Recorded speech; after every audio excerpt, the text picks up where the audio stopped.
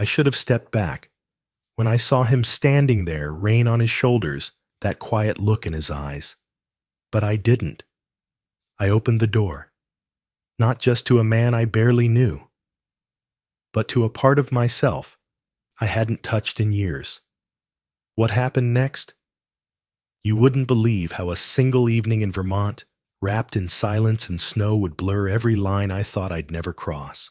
If you've ever felt invisible in your own home, or if your heart has ever stirred at the sound of someone simply asking, "Are you okay?" Stay with me. And if this story speaks to something you've lived, please like this video, subscribe to the channel, and share it with someone who might need to hear they're not alone. To those of you who have been here listening to stories like these, thank you. Your support gives us the heart to keep sharing what's real. Now, let me take you back to the beginning. My name is Claire Matthews. I am 41 years old. I live in a small, quiet town in Vermont, where the winters come early and the nights feel longer than they should. I have 3 children. Ben is 9, Sophie is 7, Max is 5 and still afraid of thunder. I love them with all that I have. But sometimes even love feels heavy when you are carrying it alone. My husband Thomas works out of state. He builds things, dams, bridges, entire cities sometimes. He is good at what he does. He provides for us. He is loyal. And yet, he is almost never here. Our house is the kind that creaks when the wind blows, with photos on the walls that show us smiling, even when I barely remember those days. The kitchen clock ticks too loudly when the kids are asleep, and the silence that follows bedtime can feel like a second shift. I never planned for anything to happen, but something did, and though it only happened once, on a night wrapped in snow and stillness, it was enough to change everything. There were no whispered promises, no plans to leave, just one moment out of time that I cannot undo. And maybe that is the part that haunts me most. By the 3rd week of December, I was running on caffeine and habit. The hospital was short-staffed. The kids had colds one after the other. The laundry seemed endless. And I had started sleeping with the TV on just to fill the silence. That was when my friend Marlene mentioned him. She said his name almost like a secret. Julian Rivers, 28, used to work in early childhood music therapy. Kind, reliable, calm. She said the kids loved him. And more than that, she said, you will not have to explain yourself to him. He just understands. I did not expect much, but when Julian showed up at my front door, something in me paused. He was tall, with broad shoulders and a soft stillness in his movements. His skin was deep brown, like coffee, with no cream.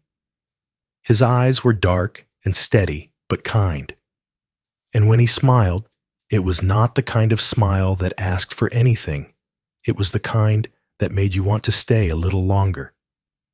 The kids took to him in less than 10 minutes. Sophie called him Jules before the day was over. Max, who usually clung to my leg, was suddenly outside helping Julian carry in his bag. Even Ben, quiet and cautious, watched him with a kind of curious admiration. Julian did not just supervise. He listened. He laughed with them. He let them be wild without losing control. And the strange thing was, the house felt less heavy when he was in it. He was not trying to prove anything. He did not push. He simply showed up every day with a steady calm that seemed to say, "It is okay. I am here." Thomas, my husband, is a good man. He works hard. He has always been steady. But Julian was present. And there is a difference. It started with small things. Julian remembered how Ben liked his sandwiches cut diagonally. He knew Sophie hated the color green, and always picked the green candies out of the bowl. He let Max wear mismatched socks and called them his superpower boots, and he never made me feel like I was doing it all wrong, even when I was. One Thursday afternoon, I came home late from a hospital shift. The house was unusually quiet. The kids were asleep. The dishes were done. And Julian was sitting at the kitchen table, filling out coloring books with Sophie's markers, just waiting to say goodbye. That was the first time I sat down across from him, not as the mom, not as the boss, just as a person. He looked up and smiled, handing me a page he had colored a lopsided rainbow with stars in the wrong places. "You look tired," he said. I laughed. I was tired. But it was the first time anyone had noticed in a long time. We talked for 10 minutes, about nothing important. But I remember thinking, this is the first real conversation I have had in weeks. That weekend, Max started choking on a grape. It was fast. One moment he was laughing, the next, gasping. Julian moved quicker than I could. He lifted Max in one clean motion, turned him, and cleared his airway like he had done it 100 times before. Max cried after. So did I. I hugged my son, and when I looked up at Julian, something changed in me. That night, I looked him up online. I found a video. Julian playing guitar in a dim cafe 10 years ago. His voice was rich, careful, full of something soft and unspoken. The caption said, "He gave it all up to raise his sister after their mother died." And I could not stop thinking, what kind of man sacrifices everything for someone else and still shows up every day with kindness in his hands? I did not know it then, but that was the beginning of the end. Things did not change all at once. There were no sudden touches, no long stares across candlelight, just moments, little ones. The kind that slip in between the noise of everyday life. Sometimes it was the way Julian would pause when I spoke like he was really listening, or how he gently moved a cup out of Sophie's reach without breaking eye contact with me, or how he always seemed to know when to stay and when to quietly step away. I began to notice him more than I should have, and I began to notice myself. One night, Thomas called. It was late. He had missed another flight home. His voice was tired. Mine was colder than I meant it to be. "We will make it up to the kids this weekend," he said. "You said that last weekend," I replied. He sighed.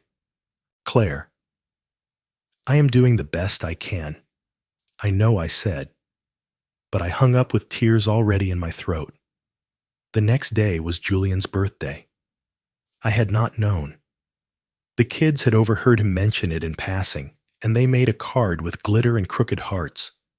We bought a small cake. Nothing fancy. But when we lit the candles and sang, I saw something shift in Julian's eyes. Like he had forgotten what being celebrated felt like. That evening, after the kids were asleep, I found him in the living room folding blankets. "You are good with them," I said. "I mean it." He looked up. "Thank you." There was a moment, just a beat too long. Our eyes met. Something held. Something pulled. I stepped closer. He did not move. I could have kissed him. I think we both knew that. But he stepped back gently. He did not speak for a while. Then he said, "I have been in this position before." I blinked. "What do you mean?" "Years ago," he said. "I got close to someone I should not have. She was married. I did not intend it, but it hurt everyone. I felt the breath go out of me. I will never be the reason a family falls apart," he said quietly. I nodded. "I understand." He smiled, but it was a sad smile. "You do not know how much that means," he said. Then he picked up his bag and left. That night, I lay awake for a long time. Not because of what almost happened, but because of what didn't. Scene 5. Refined. English version. Clearer metaphor for intimacy. The snow came early that year. It started just before sunset, soft and quiet like the sky was remembering how to breathe. The power went out around 7. The kids cheered, thinking it was an adventure. Julian helped me carry blankets and flashlights into the old play cabin behind the house. It had not been used in years, but it was dry and warm enough for a night like this. We turned it into a small haven. Sleeping bags, a lantern, stories, whispered, until the kids drifted off, piled together like cubs in a den. I stayed until their breathing grew soft and deep. When I stepped outside, the snow had thickened. It fell in slow motion, quieting the world to a hush.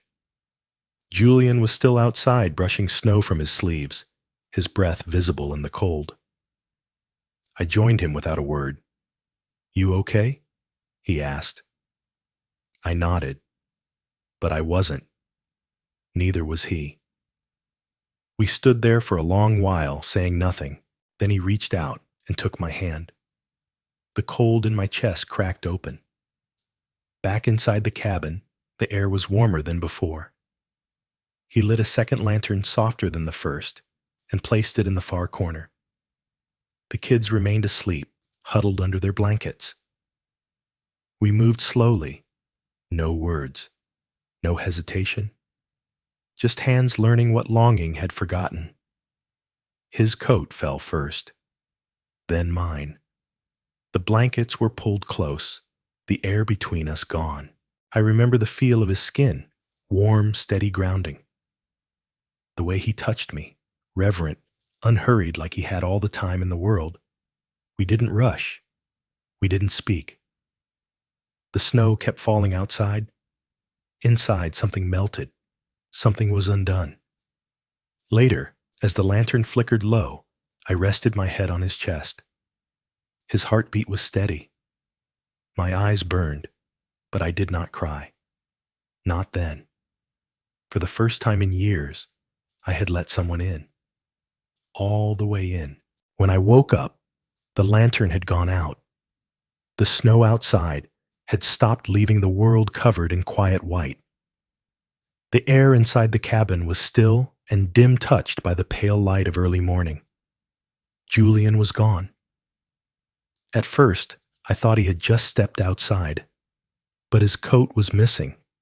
His boots were gone. I sat up slowly, my body remembering everything before my mind could.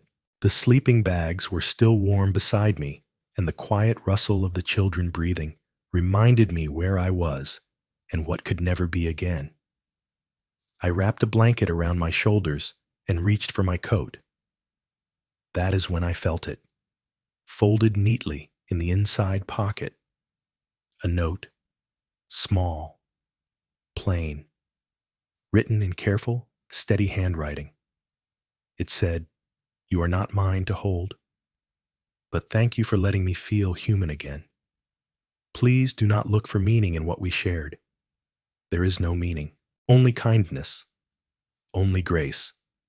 Goodbye, Claire."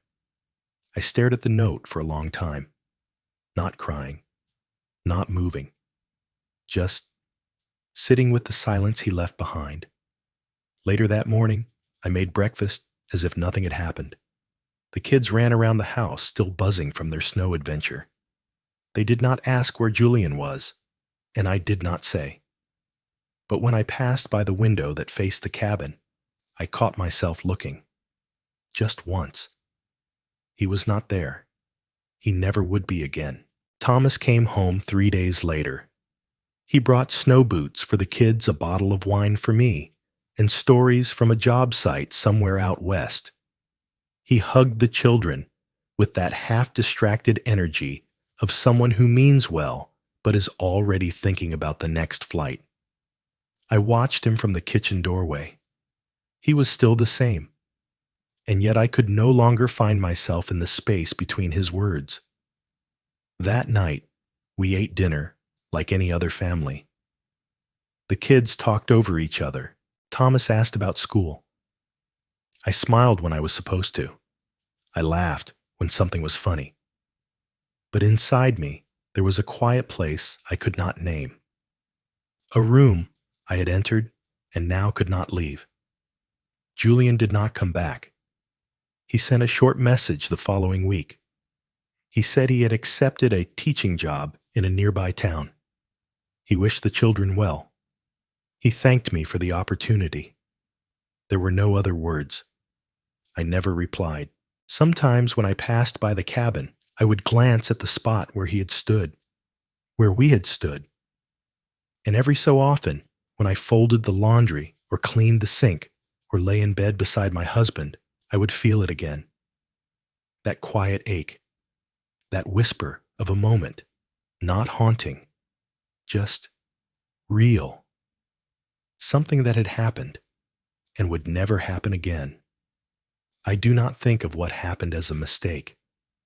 I do not think of it as right either. It was something that lived in the quiet between what we needed and what we had. And in that silence, something honest was born. I did not leave my marriage. I did not confess anything, but I changed. I carry the change like a stone in my pocket, small, always there, something only I can feel.